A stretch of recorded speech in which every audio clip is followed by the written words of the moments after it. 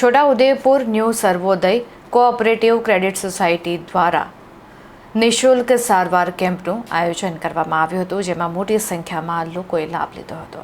છોટાઉદેપુર નગરમાં છેલ્લા 16 વર્ષથી બેન્કિંગ પ્રવૃત્તિ સાથે જોડાયેલી ન્યૂ સર્વોદય કોઓપરેટિવ ક્રેડિટ સોસાયટી દ્વારા સવારે 10 કલાકે જનસેવા એ જ પ્રભુ સેવાના સૂત્રને સાર્થક કરતા નગર સહિત પંથકની પ્રજા માટે હોમિયોપેથિક સારવાર કેમ્પનું પારુલ યુનિવર્સિટી ફેકલ્ટી ઓફ હોમિયોપેથિકના સહયોગથી આયોજન કરાયું હતું, જેમાં મોટી સંખ્યામાં વિવિધ રોગના દર્દીઓએ આરોગ્ય કેમ્પનો લાભ લીધો હતો.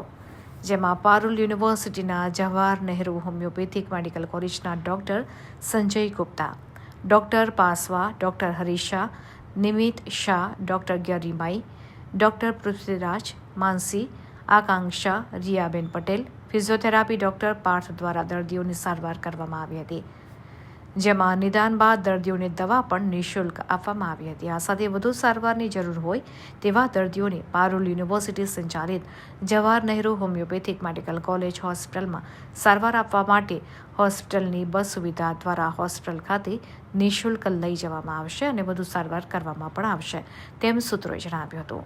સમગ્ર મેડિકલ કેમ્પનું સફળ સંચાલન જવાહરલાલ નહેરુ હોમિયોપેથિક મેડિકલ કોલેજના PRO શાહિદ ચૌહાણ દ્વારા કરવામાં આવ્યું હતું. સુપ્રભાત. મારું નામ ડૉક્ટર પાર્સલ જોશી. અમે પારુલ યુનિવર્સિટીના ખાતે અહીંયા એક કેમ્પ આયોજિત કરવામાં આવ્યો છે અને Jawaharlal Nehru homeopathic medical college અને હોસ્પિટલને અમે અહીંયા રિપ્રેઝેન્ટ કરી રહ્યા છીએ. અને આ કેમ્પને આયોજન કરવામાં ન્યૂ સર્વોદય કોઓપરેટિવ હાઉસિંગ સોસાયટી લિમિટેડના અંડરમાં એમનો સહયોગથી આ કેમ્પ આયોજિત કરવામાં આવ્યો હતો અને જેમાં પેશન્ટનો ફ્લો બહુ સરસ છે. 100-200 પેશન્ટ અમે ઓલરેડી 100 પેશન્ટ જોઈ લીધા છે અને બીજા હજુ આવી રહ્યા છે. અને NSC સ્કીમના અંડરમાં અને પારુલ યુનિવર્સિટી આ કેમ્પને આયોજિત કરવા માટે ન્યૂ કોઓપરેટિવ હાઉસિંગ સોસાયટીને પણ બહુ અભિનંદન કરે છે અને કેમ્પમાં અમને બહુ સહકાર મળ્યો છે આમનાથી અને અમે ખૂબ આભારી છીએ. Thank you.